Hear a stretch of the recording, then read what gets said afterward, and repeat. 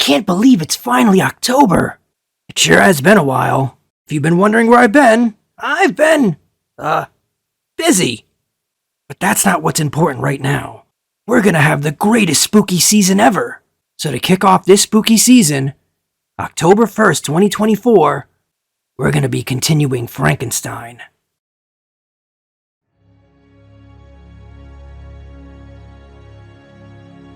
When I returned, I found the following letter from my father. My dear Victor, I know you have been waiting for a letter to set the date of your return home.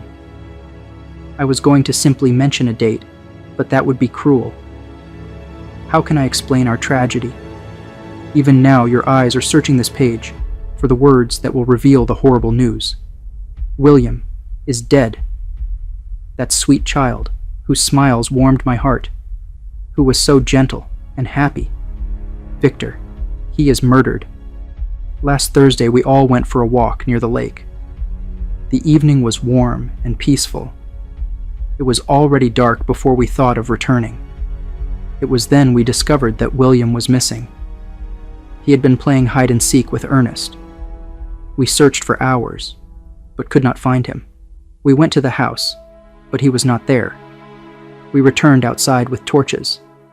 About 5 a.m, I discovered my lovely boy stretched on the grass, pale and motionless. The print of the murderer's finger was on his neck. He was carried home. When Elizabeth saw William's neck, she clasped her hands and cried, "Oh God, I have murdered my darling child." She fainted. When she recovered, she explained that William had begged her to let him wear a locket that night.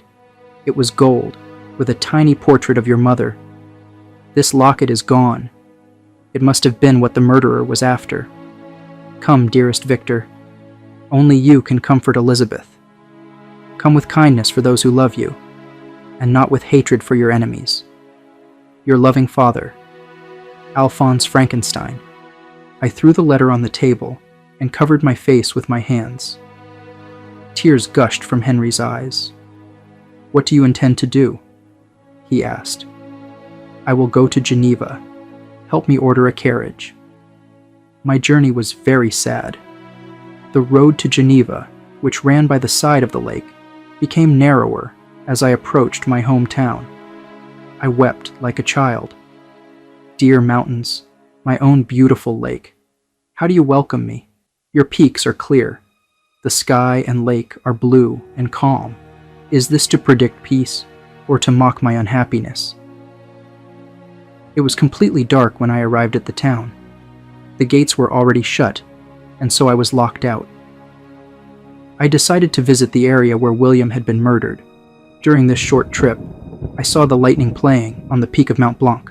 The storm rumbled, and lightning cracked through the sky. I clasped my hands and shouted, "William, dear angel, this is your funeral song." As I said these words, I saw a figure move behind a clump of trees near me. I stood still and looked. It was gigantic. I knew what it was. The demon. What was he doing there? Could he be the murderer of my brother? My teeth chattered, and I leaned against a tree for support. The figure passed me quickly, and I lost it in the gloom. I thought of chasing the devil, but it would have been useless. A flash of lightning showed that he was hanging on the rocks of Mount Salève. He soon reached the top and disappeared. Nearly 2 years had passed since that awful night when I had given life to the monster. And now he was here, alive, and my own brother dead. Could it be possible? Could this have been his crime? Alas, I had turned loose into the world a villain. Had he murdered my brother?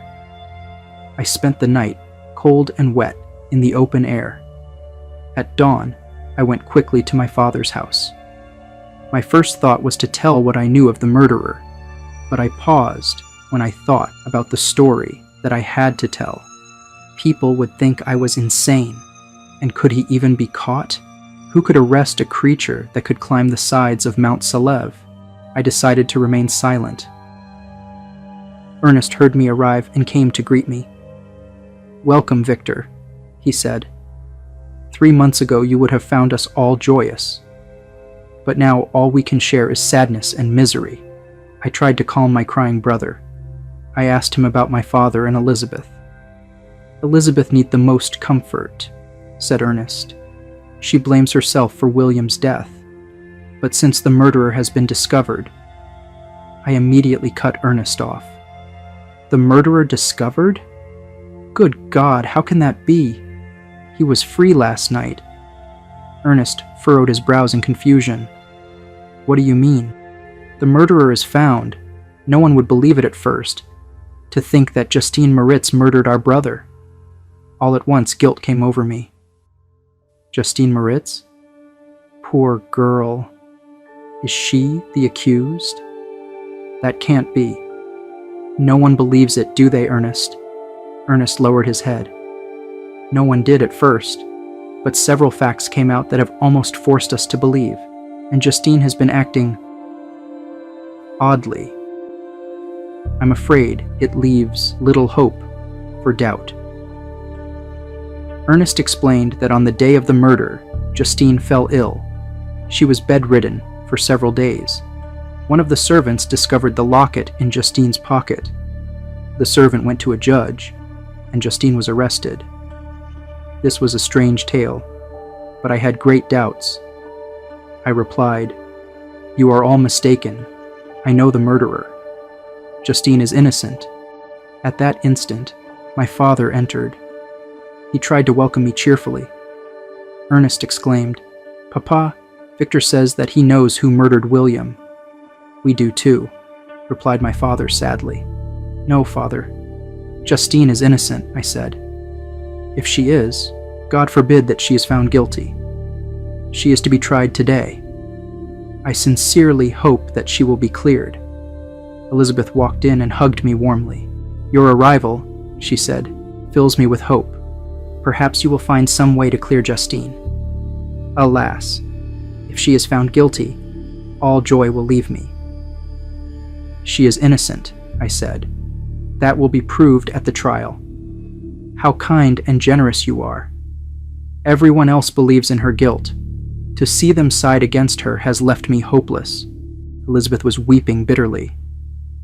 "Dry your tears," said my father. "If she is innocent as you believe, we must rely on the justice of our laws."